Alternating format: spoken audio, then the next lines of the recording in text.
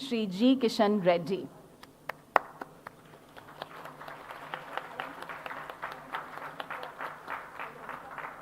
Honorable Minister of Law and Justice and Minister of State for Culture and Parliamentary Affairs, Shri Arjun Ram Meghwal. Honorable Minister of State for External Affairs and Culture, Srimati Meenakshi Lekhi.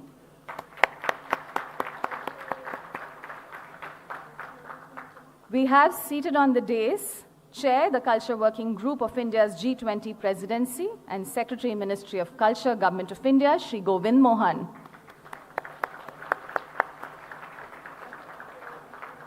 Co-Chair, the Culture Working Group of India's G20 Presidency and Joint Secretary, Ministry of Culture, Government of India, Srimati Lily Pandey.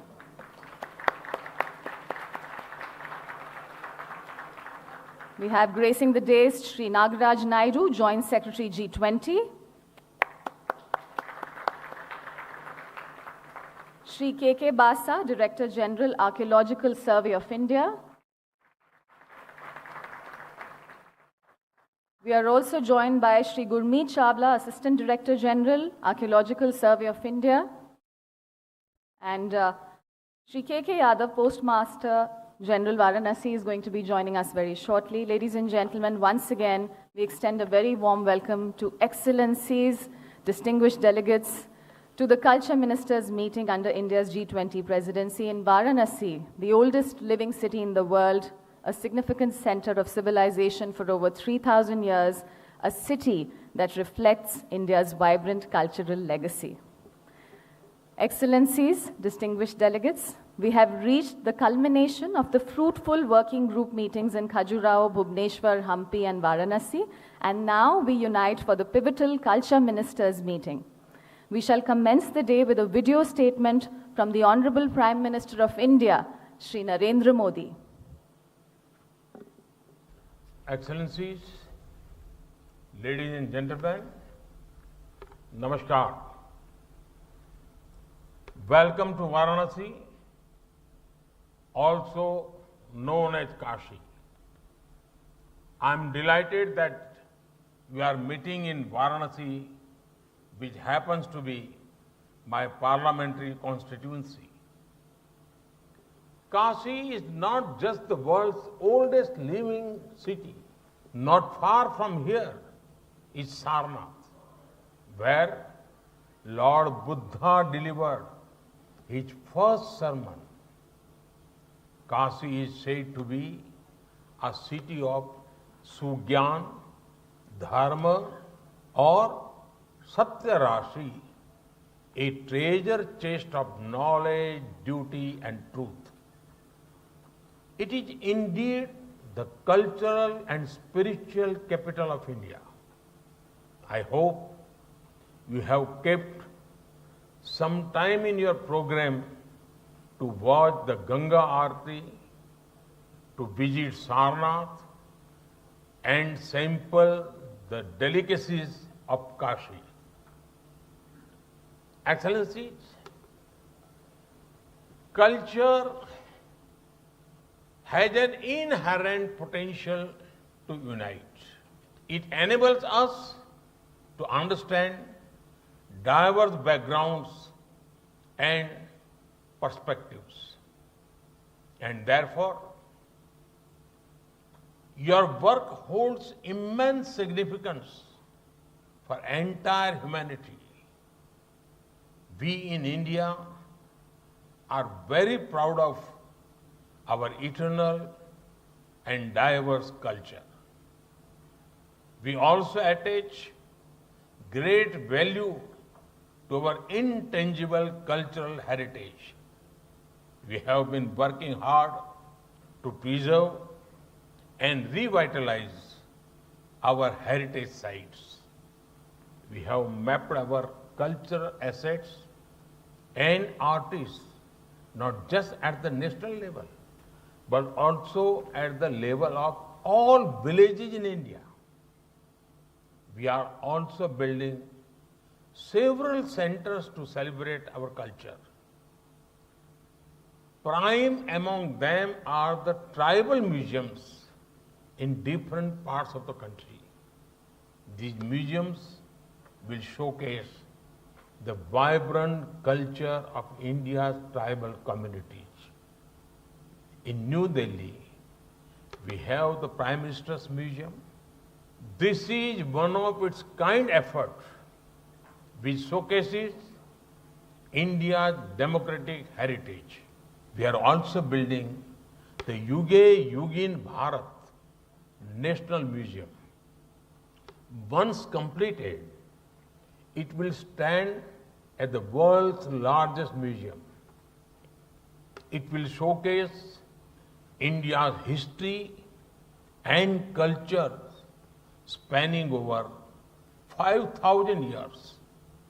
Excellencies, the issue of restitution of cultural property is an important one, and I welcome your efforts in this regard. After all, tangible heritage is not only of material value, it is also the history and identity of a nation. Everyone has the right to access and enjoy their cultural heritage.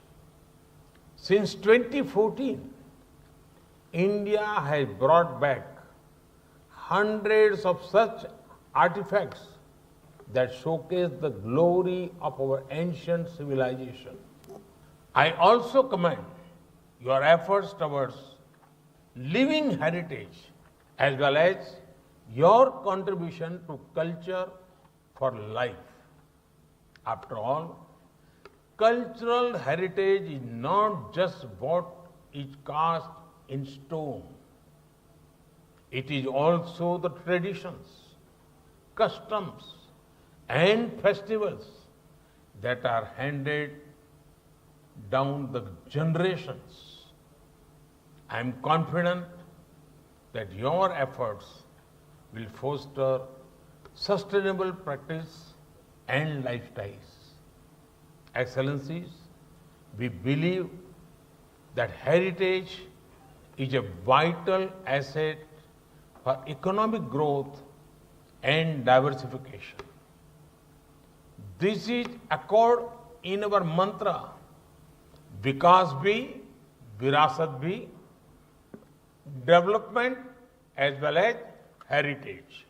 India takes pride in its 2,000 years old craft heritage with nearly 3,000 unique arts and crafts. Our One District, One Product initiative showcases the uniqueness of Indian crafts while fostering self-reliance. Your efforts towards promoting cultural and creative industries hold profound significance. This will facilitate inclusive economic development and support creativity and innovation. In the coming month, India is going to roll out the PM Vishwakarma Yojana with an initial outlay of $1.8 billion. It will create an ecosystem of support for traditional artisans. It will enable them to flourish in their crafts and contribute to preservation of India's rich cultural heritage. Friends, technology is an important ally in celebrating culture. In India, we have National Digital District Repository. It is helping to rediscover the stories of our freedom struggle. We are using technology to ensure better preservation of our cultural landmarks. We are also using technology to make our cultural places more tourist-friendly. Excellencies, I am glad that your group has launched the Culture Unites All campaign.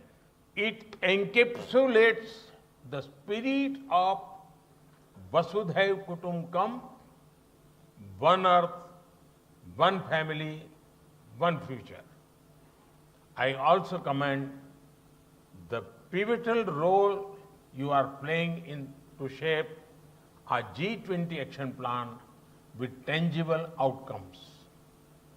Your work reflects the importance of the 4 C's: culture, creativity, commerce, and collaboration.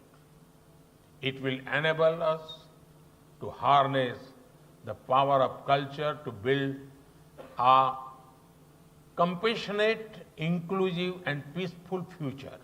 I wish you all a very productive and successful meeting. Thank you.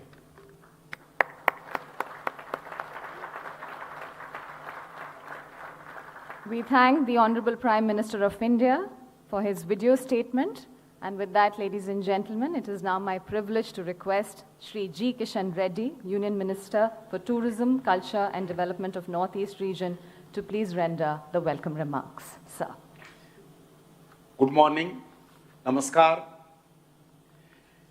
Respected culture ministers of G20 member nations and guest nations, respected representatives of international organizations, excellencies, ladies and gentlemen, brothers and sisters. I am filled with immense pleasure and pride to welcome to India for this Culture Ministers meeting under India's G20 presidency here in this beautiful city of Varanasi. As one of the world's oldest continuously living cities, Varanasi stands as a testament to India's rich cultural heritage. Being the spiritual heart of the India and a cultural capital of India, Varanasi is a symbol of our nation's rich cultural heritage. Our nation's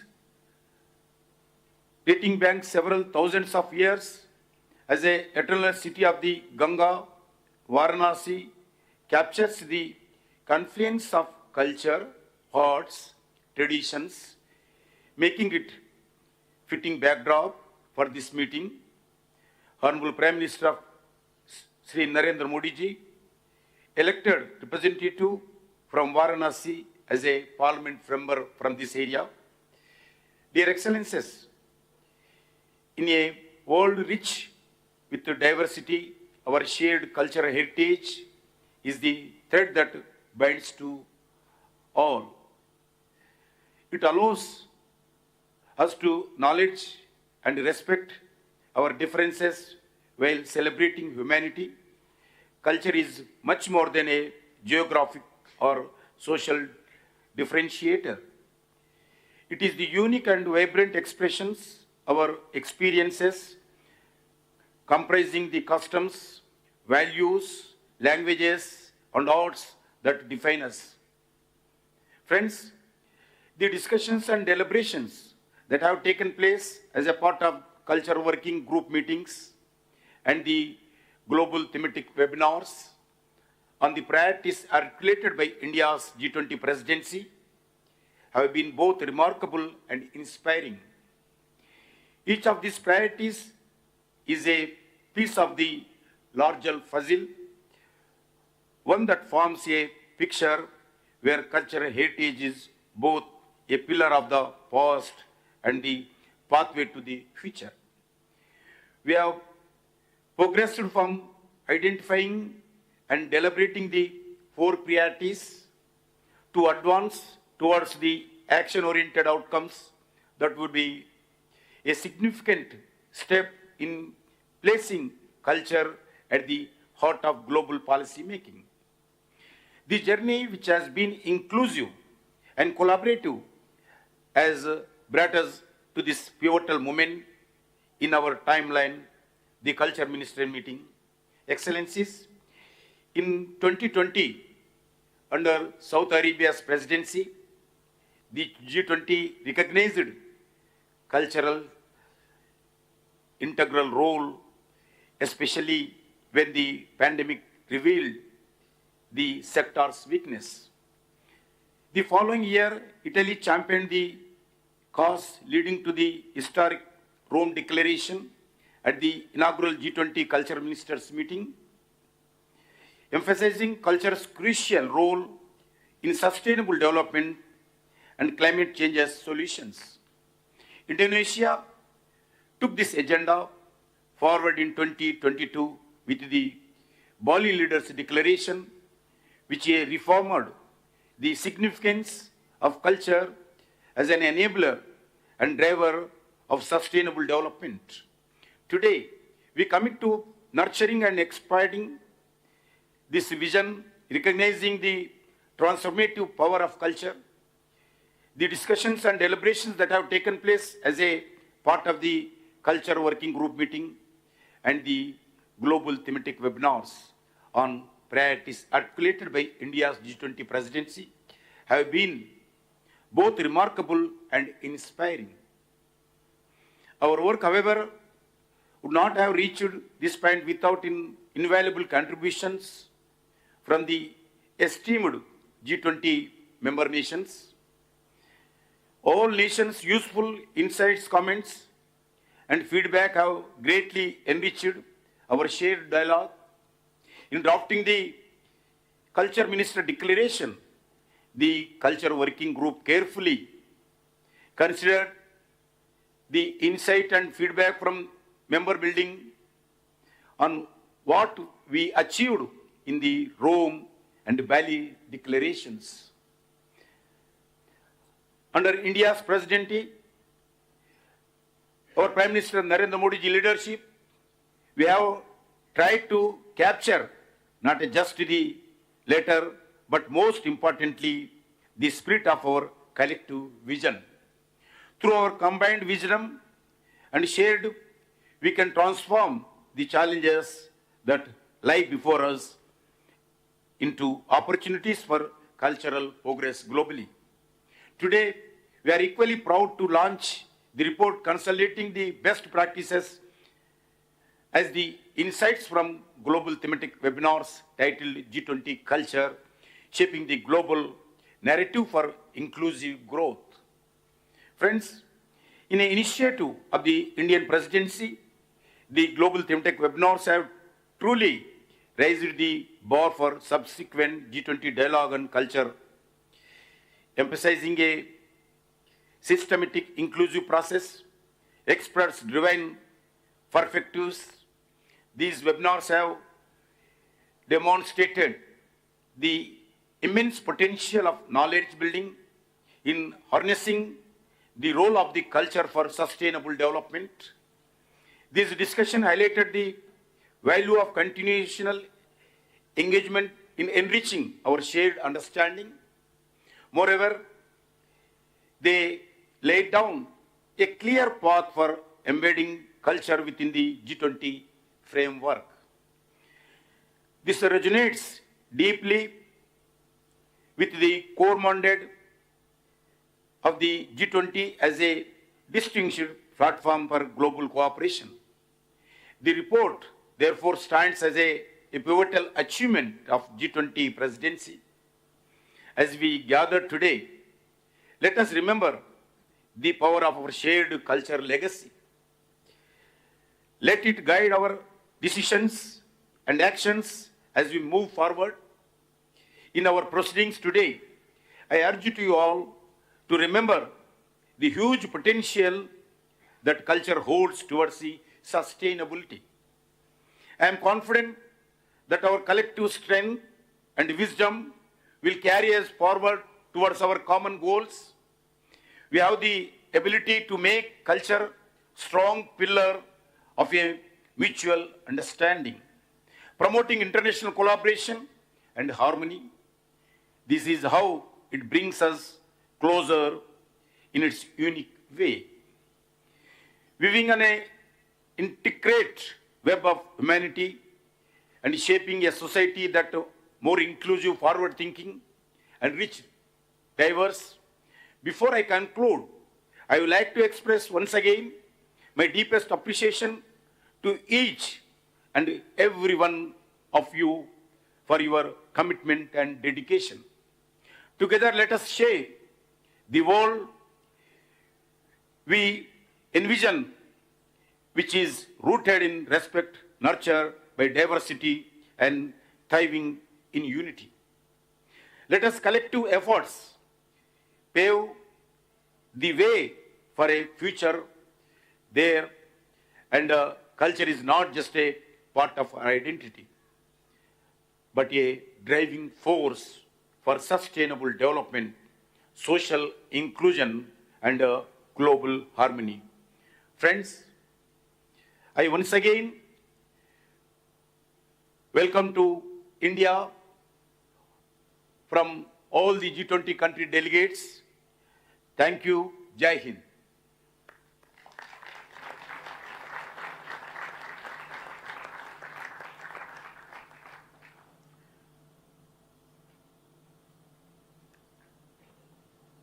Dear Excellencies, I will now invite the members of the